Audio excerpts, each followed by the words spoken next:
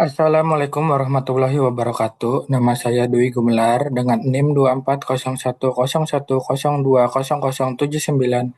akan memaparkan ujian akhir semester mata kuliah Estetik Humanisme. Tema yang saya pilih adalah leadership seni dan gaya kepemimpinan. Nah, apa itu leadership atau apa itu gaya kepemimpinan atau apa itu kepemimpinan? Menurut para ahli, menurut Peter G. Narteus dalam bukunya yang berjudul Leadership Theory and Practice tahun 2018, kepemimpinan adalah proses di mana seseorang mempengaruhi orang lain untuk mencapai tujuan yang ditetapkan. Menurut Bernard M. Bass dalam bukunya Leadership and Performance Beyond Expectation tahun 1985, kepemimpinan transformasional adalah gaya kepemimpinan di mana pimpinan menciptakan visi yang menginspirasi dan memotivasi pengikut untuk mencapai tujuan yang lebih tinggi dari yang mereka bayangkan. Ad- ada beberapa teori-teori kepemimpinan menurut para ahli lain seperti menurut Dabin tahun 1985, kepemimpinan adalah aktivitas para pemegang kekuasaan dan membuat keputusan. Menurut Hampil tahun 1954, kepemimpinan adalah langkah pertama yang hasilnya berupa pola interaksi kelompok yang konsisten dan bertujuan menyelesaikan problem-problem yang saling berkaitan.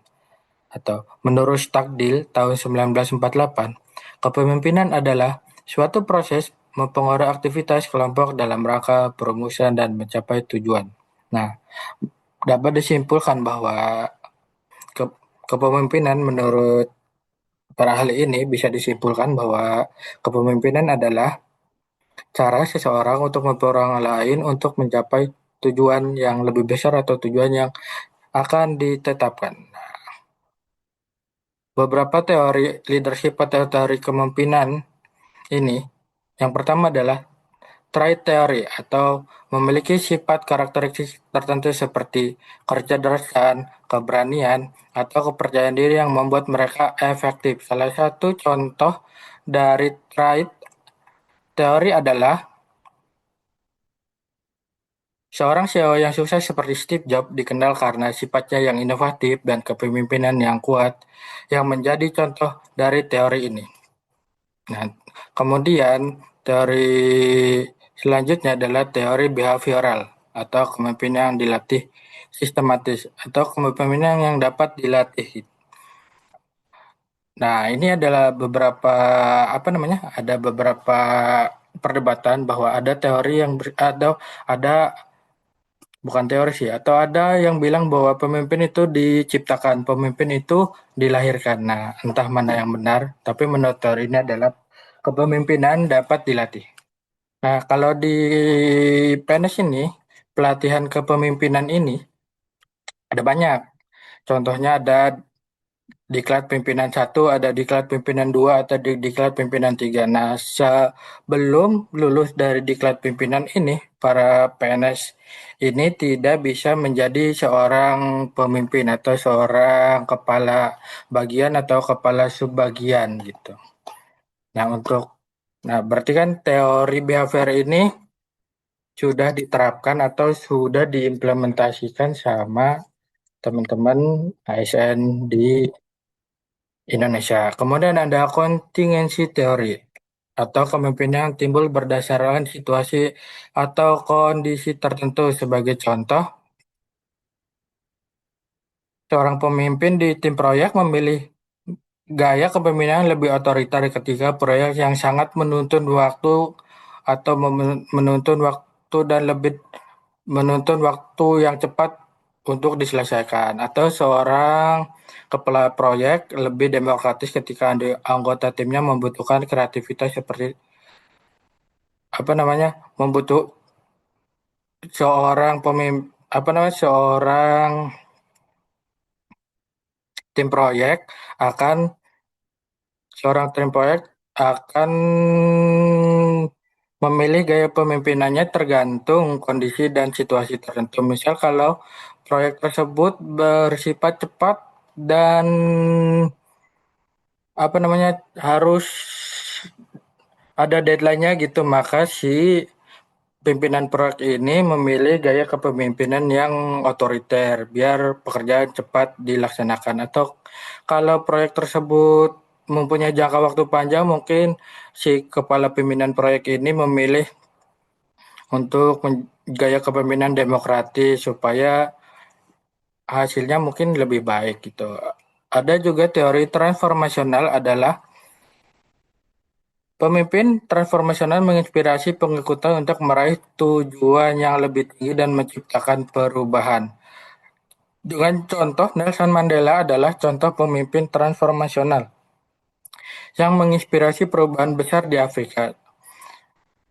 Jangan visi perdamaian dan kesetaraan. Nah, di Indonesia juga ada, yaitu Bung Karno yang menginspirasi untuk memerdekakan Indonesia tahun 1945 karena hal tersebut Indonesia merdeka. Terus ada teori transaksional kepemimpinan yang berdasar pada perjanjian atau kesepakatan yang dibuat seseorang dengan orang lain. Sebagai contoh, seorang manajer pabrik yang memberi bonus kepada pekerja yang mencapai target produksi dan memberikan peringatan kepada yang tidak mencapai target. Terus ada teori invitational atau pemimpin yang berfokus pada inklusivitas dan memberdayakan anggota untuk berbagi ide dan kontribusi. Sebagai contoh, seorang pemimpin perusahaan teknologi yang mengadakan sesi brainstorm terbuka mendorong setiap anggota untuk memberikan ide atau inovatif dalam pengembangan produk barunya. Nah, tipe-tipe leadership. Nah ini, tipe-tipe leadership yang saya dengarkan dalam video di LMS ada tiga, yaitu tipe autokratik atau kepemimpinan yang mandiri, di mana membuat keputusan tanpa memperhatikan masukan dari siapapun dan cenderung otoriter. Nah, dan di mana orang-orang yang dipimpin ini tergantung sama pimpinannya. Dan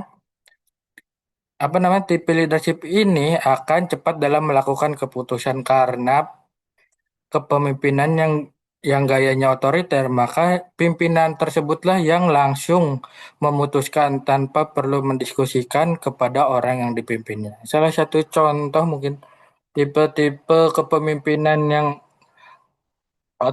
autokratik ini mungkin apa namanya?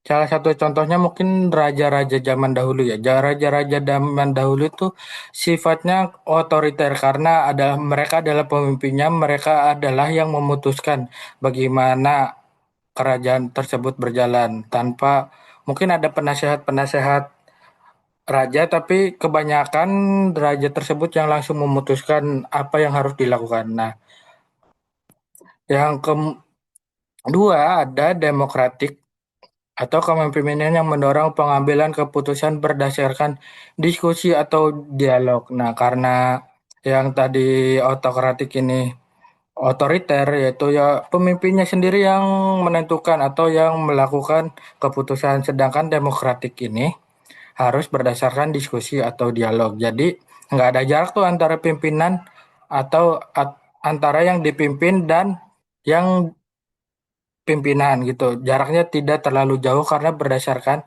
keputusannya dilakukan diskusi. Nah, karena dilakukan secara diskusi, karena dilakukan diskusi ini mungkin ada beberapa tahap ya. Kalau di Indonesia nih cara pengambilan keputusannya adalah musyawarah yang mufakat. Berarti kan kita harus mengungkapkan pendapat dulu semua, terus memusyawarahkan semua barang bersama-sama, terus bersepakat atau bermufakat bahwa keputusan itulah keputusan yang terbaik yang akan diambil. Nah, karena berdiskusi ini jadi pengambilan keputusan jadi lama dalam menghasilkan keputusan. Nah, salah satu contoh demokratik mungkin ya negara-negara yang sekarang ada di dunia, mungkin salah satu contohnya adalah Indonesia karena Indonesia menganut demokratik karena semua keputusan harus didiskusikan mungkin di DPR, harus ada rapat di DPR baru memutuskan baru memutuskan keputusan apa yang tepat yang akan diambil. Sebagai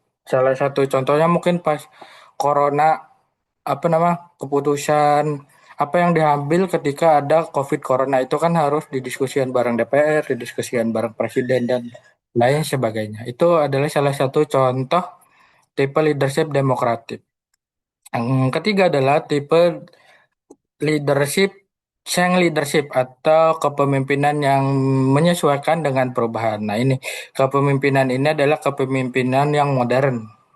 Ya, modern yang kepemimpinan ini harus pimpinannya ini harus bisa membaca situasi atau harus bisa membaca perubahan zaman. Karena kalau pimpinannya ini tidak bisa membaca perubahan zaman, maka dia tidak bisa beradaptasi akan perubahan tersebut. Karena zaman sekarang kecepatan perubahannya sangat sangat cepat gitu. Misal kecepat mungkin tahun 2000-an itu belum ada AI. Sekarang tahun 2025 sekarang beda 25 tahun itu sekarang udah ada AI, teknologi sudah maju cepat. Nah, kalau pemimpinnya tidak bisa membaca perubahan ini, maka akan akan tertinggal gitu. Akan ketinggalan zaman, akan yang dipimpin tidak akan bisa bertahan untuk menghadapi perubahan. Nah, kepemimpinan yang dapat kepemimpinan Cheng ini itu kepemimpinan modern yang bisa melihat perubahan zaman. Kemudian,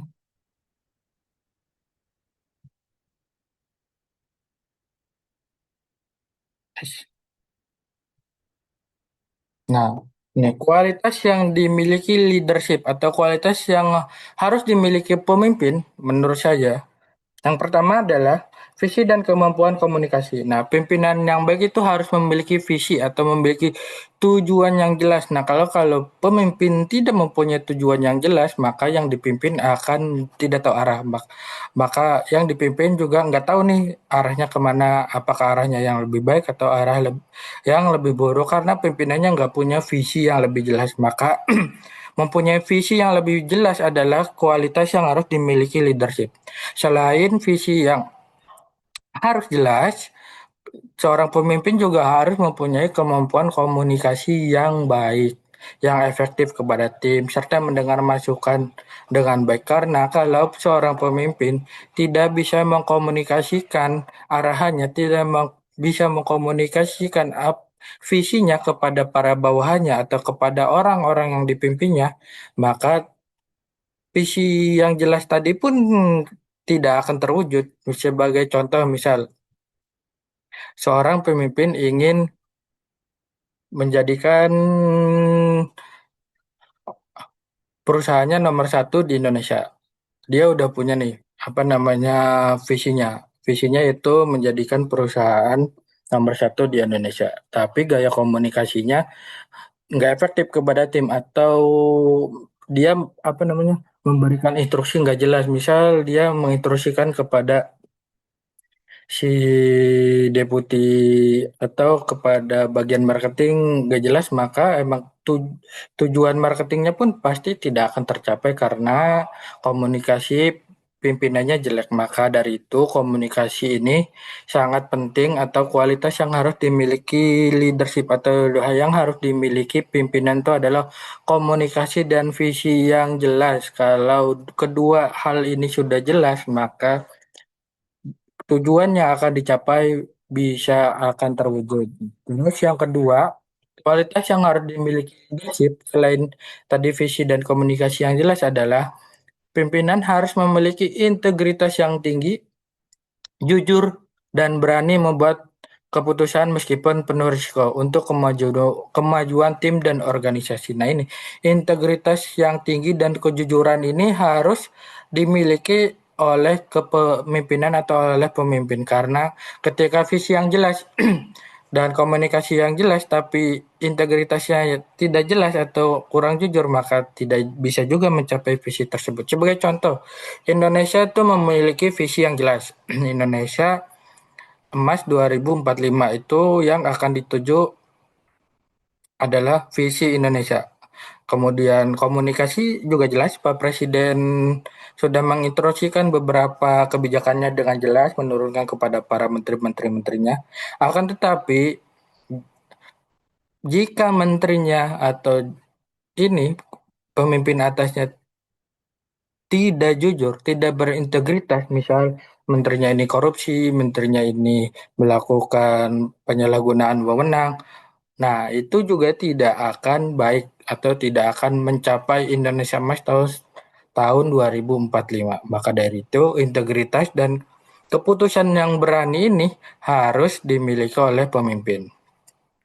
Yang ketiga, empati dan kemampuan yang memotivasi. Selain visi yang jelas, kemampuan yang baik, integritas yang tinggi, empati yang inklusif dan empati dapat memahami kebutuhan tim serta menginspirasi dan memotivasi mereka untuk mencapai tujuan bersama. Nah, seorang pemimpin hari ini harus berempati, harus memiliki rasa empati kepada tim-timnya. Jangan sampai untuk mencapai tujuan yang sama, untuk mencapai visi yang sudah jelas itu, pemimpin tersebut tidak empati kepada para bawahannya atau tidak empati kepada kebutuhan timnya. Misal, sang pemimpin itu suruh lembur semua itu para pekerja. Nah, setiap hari tanpa digaji itu kan tidak punya empati. Nah, maka mungkin tujuannya pun akan goyah. Mungkin tujuannya pun, visinya pun mungkin tidak akan tercapai karena minimnya empati seorang pemimpin. Makanya pemimpin itu harus berempati dan harus punya kemampuan memotivasi yang tinggi. Misal kalau seorang pemimpin itu harus bisa memotivasi timnya atau harus bisa memotivasi yang dipimpin. Pemimpin itu harus bisa memberikan semangat kepada timnya supaya timnya semangat bekerja, supaya timnya dapat mencapai tujuan yang akan dicapai. Nah, yang keempat, ini pemimpin harus adaptasi dan mengelola konflik. Karena konflik ini tidak bisa kita hindari. Konflik ini pasti ada, konflik ini pasti ada di setiap tempat, maka pemimpin harus mampu mengelola konflik secara bijaksana. Misal ada konflik di antara bawahan, nah si pemimpin ini harus menjadi penengah, harus menjadi ujung tombak untuk menyelesaikan konflik-konflik tersebut, bukan malah dia adalah konfliknya gitu. Bukan malah dia terjerumus terhadap konfliknya dan konfliknya semakin membesar malah tidak diselesaikan. Nah, pemimpin ini harus bisa menyelesaikan konflik tersebut secara bijaksana. Nah, selain itu, selain mengelola konflik atau apa tadi mengelola konflik secara bijaksana, seorang pemimpin itu juga harus adaptif karena tadi zaman ini berkembang sangat cepat. Kalau pemimpin tersebut tidak adaptif, tidak mengikuti perkembangan zaman, maka tujuan yang dicapai pasti tidak akan terlaksana. Nah ini, gaya leadership. Menurut saya, gaya leadership untuk diri sendiri ini menurut saya, mungkin untuk diri orang lain mungkin beda lagi gaya leadershipnya. Tapi untuk diri saya, gaya leadership ini mungkin efektif untuk diri saya. Karena gaya leadership untuk diri sendiri menurut saya pertama adalah harus disiplin. Menetapkan rutinitas harian yang produktif atau konsisten yang sangat penting. Nah ini, kita harus menetapkan hari ini harus mengerjakan apa, hari ini tujuannya apa itu sangat sangat penting gitu.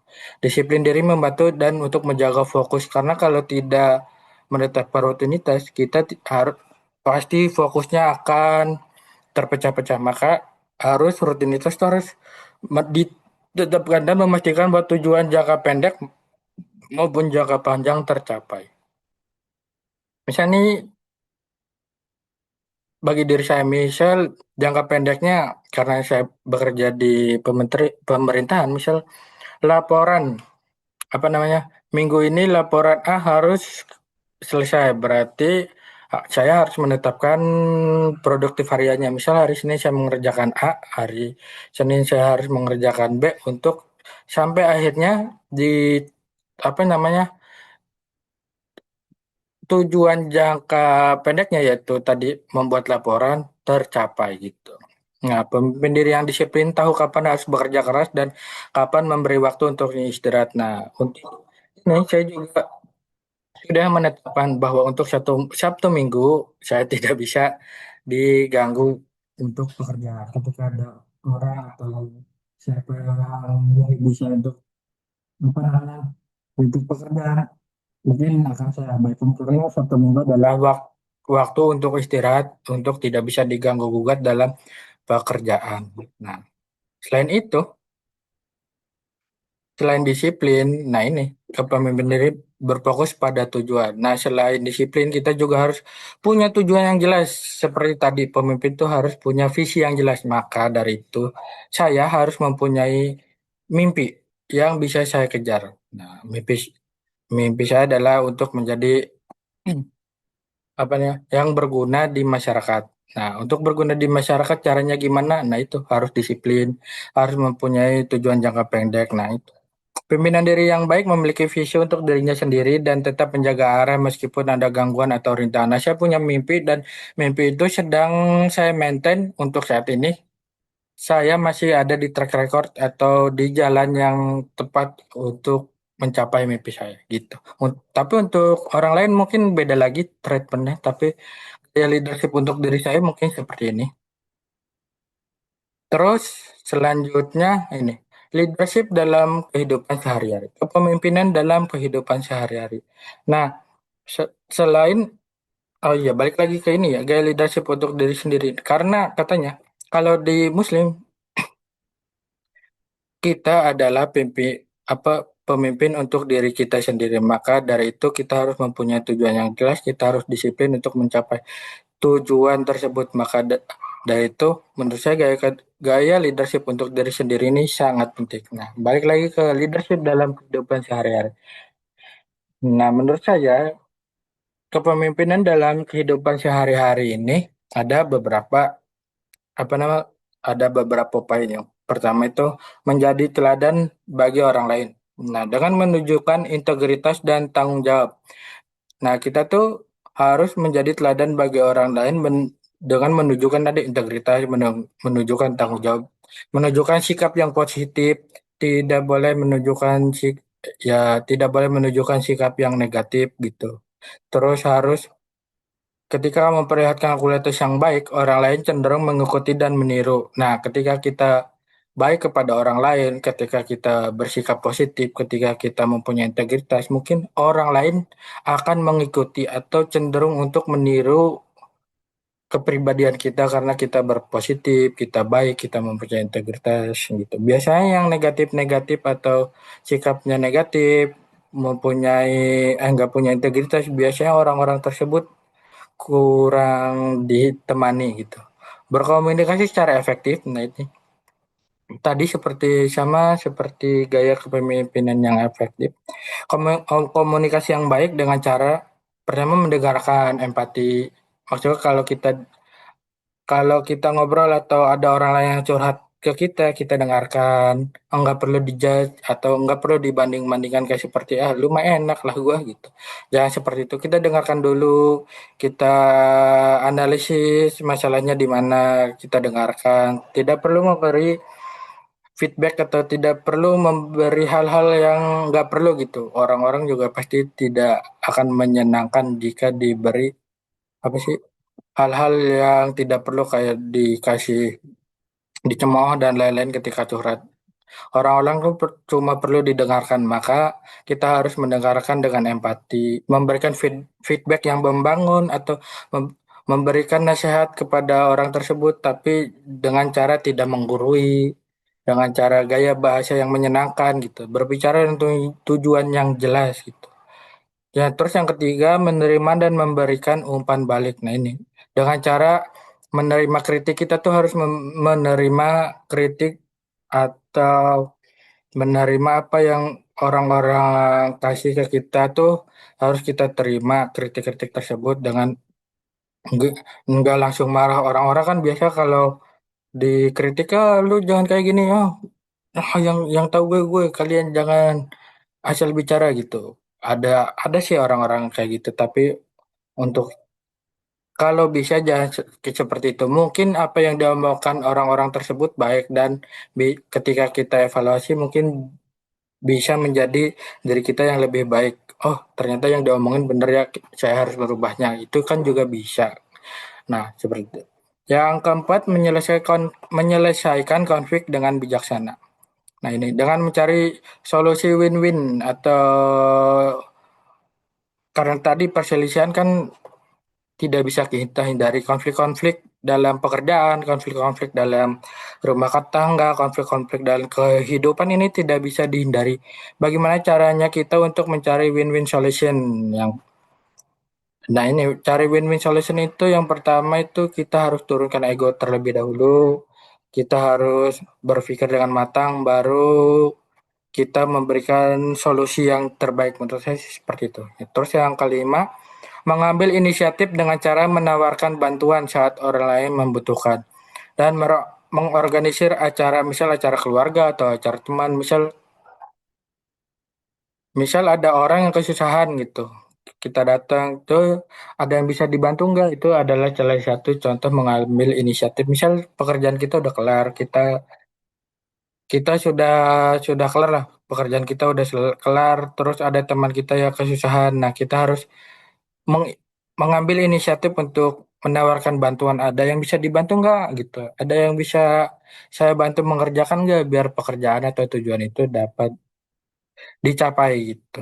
Mungkin sekian dari saya atau presentasi atau apa namanya pemaparan materi terkait leadership dan seni gaya kepemimpinan. Terima kasih. Wassalamualaikum warahmatullahi wabarakatuh.